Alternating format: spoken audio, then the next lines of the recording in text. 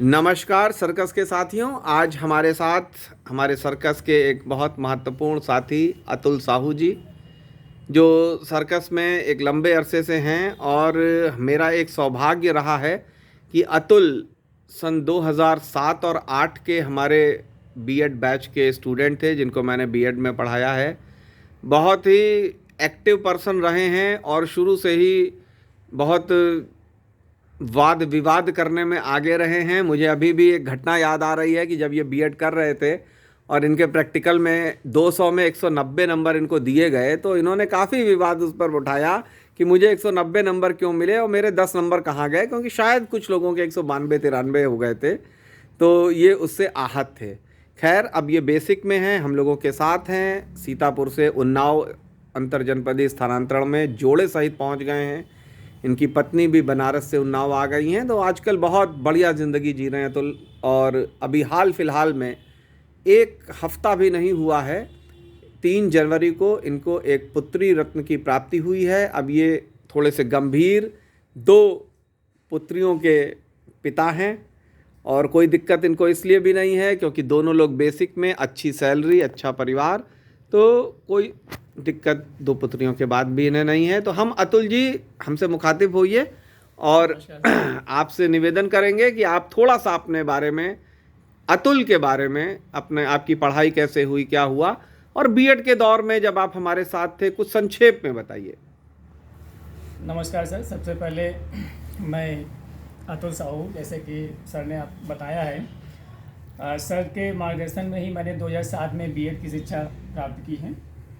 और हमारी जो कॉन्वेंट की पढ़ाई हुई है वो पापा के साथ, चूँकि पापा जॉब में थे, गवर्नमेंट जॉब में थे, इसलिए कई ज़िलों में हुई है। सबसे पहले तो मैंने अपनी जो पढ़ाई स्टार्ट की है वो गांव से स्टार्ट की है। उन्नाव होम डिस्ट्रिक्ट है मेरा।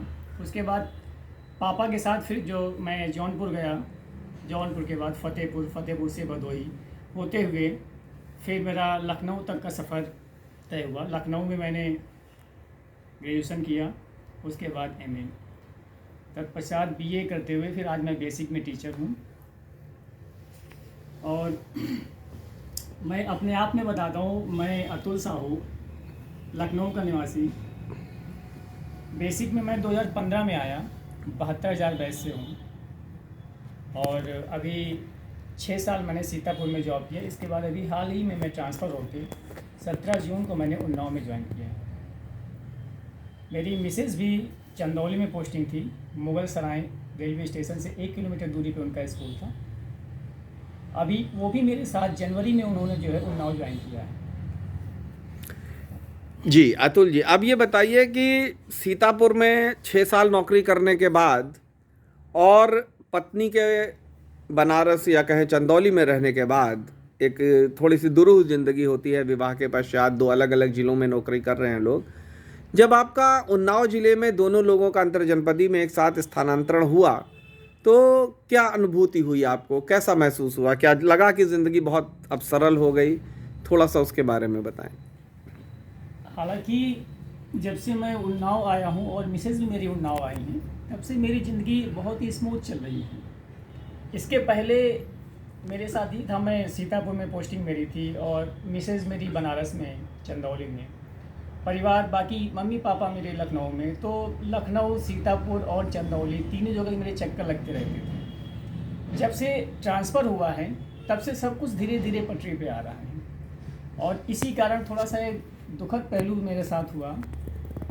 जब मैडम ट्रांसफ़र होकर यहाँ आने को ही थी, जनवरी में मेरा एक सड़क दुर्घटना में मेरा पैर फ्रैक्चर हो गया।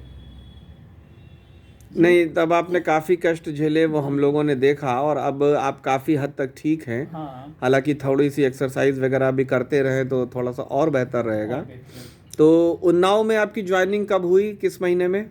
उन्नाव में मैं 17 जून को आया हूँ। 17 जून 2021 को, 2021 में आया हूँ। बिल्कुल कोरोना के पीक समय के तुरंत बाद। अब मेरा ट्रांसफ़र जनवरी में ही हो गया था, जी जी जी। लेकिन पैर फ्रैक्चर होने की वजह से मैं रिलीव नहीं हो सका, बहुत जिसके बढ़िया। कारण मुझे 17 जून को यहाँ से रिलीव किया, 16 जून को रिलीव किया गया। चलिए, अंत भला तो सब भला। अब पति पत्नी दोनों एक उसमें पहुंच गए हैं। और आप जिस तरफ रहते हैं उधर से उन्नाव की भी दूरी कोई खास नहीं है। उन्नाव की दूरी कोई खास नहीं है, और उन्नाव लखनऊ से मेरा जो अप डाउन पड़ता है वो लगभग 46 किलोमीटर का है। और जब मैं सीतापुर में था तो भी मैं घर से ही अप डाउन करता था, मतलब लखनऊ से अप डाउन करता था। लखनऊ से दूरी मेरे सिधौली विद्यालय की 50 किलोमीटर थी। चलिए, और अब जहाँ पे मैं हूँ वो 46 किलोमीटर है। बहुत बढ़िया। और सबसे बड़ा प्लस पॉइंट मेरे लिए है कि वर्तमान में मैं जिस विद्यालय में हूँ वहाँ से मेरे गाँव की दूरी 15 किलोमीटर है। बहुत बढ़िया, तो ज़िंदगी पूरी तरीके से सेट हो चुकी है। Very good. अब उस दौर में आते हैं, क्योंकि हमारा आपका परिचय तो सर्कस से है नहीं ना, बेसिक शिक्षा परिषद से है। हम आप 15 साल पहले सन 2007 में मिले थे जब आप हमारे बीएड में आए थे। तो उस दौर की कुछ खट्टी मीठी यादें हों। एक बनारस टूर की तो हम लोग अक्सर चर्चा करते हैं, आज भी बड़ी लंबी चर्चा हुई, उसको दोहराने से कोई फ़ायदा नहीं। वो एक अलग अनुभव था, उसमें अलग रोमांच था। तो थोड़ा अपने बीएड के दौर की बात बताइए, क्योंकि हमारी आपकी मुलाकात बीएड करने के बाद लगातार बीच बीच में होती रही।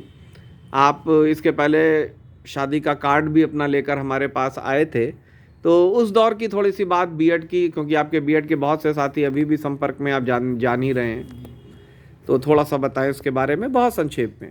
मैंने 2007 में बीएड किया सर के मार्गदर्शन में ही, और यकीन मानिए जितनी खुशी, जितनी आत्मीयता मुझे 2007 में सर से हुई है, उतना आज तक मेरे पूरे एजुकेशन दौर में किसी से नहीं हुई है। और तभी से मेरा सर से इतना गहरा लगाव हुआ है जो आज तक चला आ रहा है। सर्कस परिवार में आने के पहले ही मैं सर से बहुत अच्छी तरीके से परिचित था और सर से बराबर संपर्क में रहता था। सर्कस का मैं शायद ही ऐसा मेंबर हूँ जो सबसे पहले सर के टच में रहा हूँ। निसंदेह इसमें कोई बात नहीं है, लेकिन और हम आप उस दौर के भी गवाह हैं कि आप ये कहेंगे कि जो मेरा फूडी वाला अवार्ड सर्कस में रह गया, ले दूसरे उड़े, लेकिन अच्छे खासे फूडी हम हैं, ये आप सन 2007 से ही जानते हैं। ये कोई नहीं जानता है, सर्कस के सभी मेंबर इस बात से परिचित नहीं हैं कि सर खाने पीने के इतने शौकीन हैं। लखनऊ में ऐसी कोई जगह, ऐसी कोई चर्चित जगह नहीं बाकी होगी जो सर के सानिध्य में ना हो, जहाँ से सर ने कुछ ना कुछ ना खाया हो। क्योंकि हम लोग को पूरे बीएड सत्र में वो ये बताते रहे हैं कि फला जगह ये अच्छा है, फला जगह ये अच्छा है। और यकीन मानिए तब से हम लोग यही चर्चा करते थे, सर के पीठ पीछे भी ये चर्चा करते रहते थे कि नहीं सर खाने पीने के बहुत शौकीन हैं और सर की हेल्थ का राज भी यही है। अरे गजब।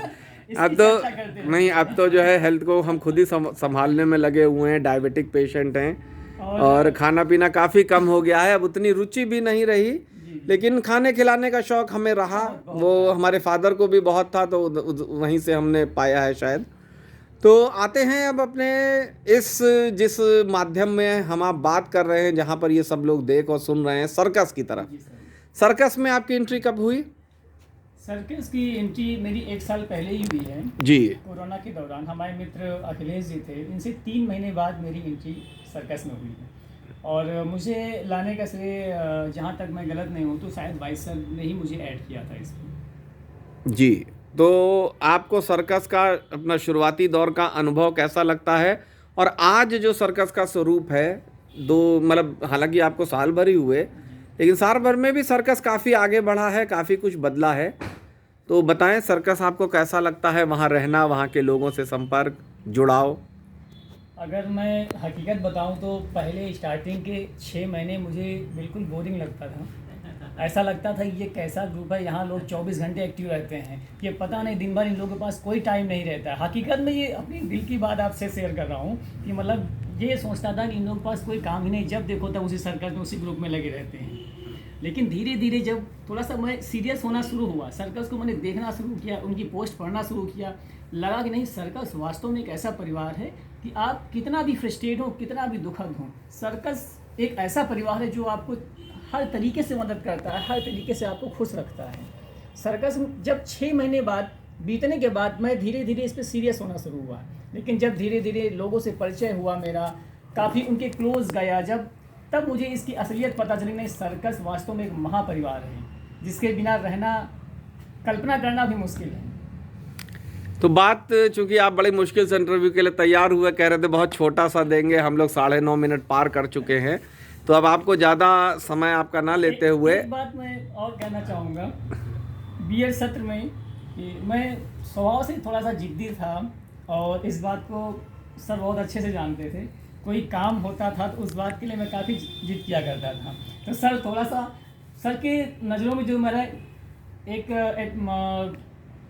कहते हैं कि छाया चित्र जो बनी थी, वो लगता नहीं ये बहुत जिद्दी लड़का है, जो चाहता है वही करता है, अपने मन की ही करता है।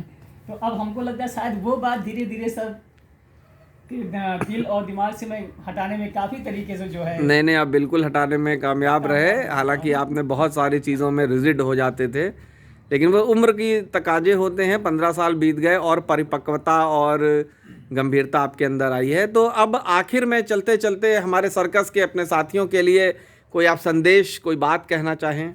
बिल्कुल, सर्कस जो हमारा महापरिवार है, इसको मैं महापरिवार ही बोलूँगा। और सर्कस के जो भी मेंबर हैं, जो चुनिंदा मेंबर हैं, सब में अपने आप में कोई ना कोई क्वालिटी है। पूरे उत्तर प्रदेश से यहाँ लोग जुड़े हुए हैं और हर कोई अपने आप में विशेष योग्यता रखता है। यहाँ आप किसी भी तरीके का अपना दुख दर्द हो, आप यहाँ बांट सकते हैं, अपनी खुशी जाहिर कर सकते हैं। और सबसे बड़ी यूनिक चीज़ ये लगी है कि सर्कस आपको हंसने का मौका देता है। कि मतलब बर्थडे है आपकी, मैरिज एनिवर्सरी है, आपका बच्चे का बर्थडे है, ये वास्तव में यूनिक है। इसको याद रखना और इसको एक परिवार की तरह सेलिब्रेट करना एक अपने आप में बहुत बड़ा उत्सव सा महसूस होता है। और हमारा यही सबसे है कि आप लोग सर्कस में बने रहिए, एक्टिव रहिए, खुश रहिए और एक दूसरे के सुख दुख में साथ देते रहिए। बहुत बहुत धन्यवाद अतुल, आप आए। एक तो आपसे आज अच्छी बहुत मुलाकात हुई, आपसे और अखिलेश से, और इतना समय आपने निकाला। हम लोगों ने खूब अच्छी लंबी बात की। हालांकि इंटरव्यू तो अभी ख़त्म हो रहा है, लेकिन हमारी बातें अभी चलती रहेंगी। सर्कस हमारी बातों के एक केंद्र बिंदु में है ही है, और भी बहुत सारी चीज़ें हैं। आज इस मुलाकात के माध्यम से हमने बहुत सारे मानवीय और सामाजिक पक्षों को आप दोनों के जाना, विशेषकर अखिलेश के बहुत सारे पक्ष हमें पता चले।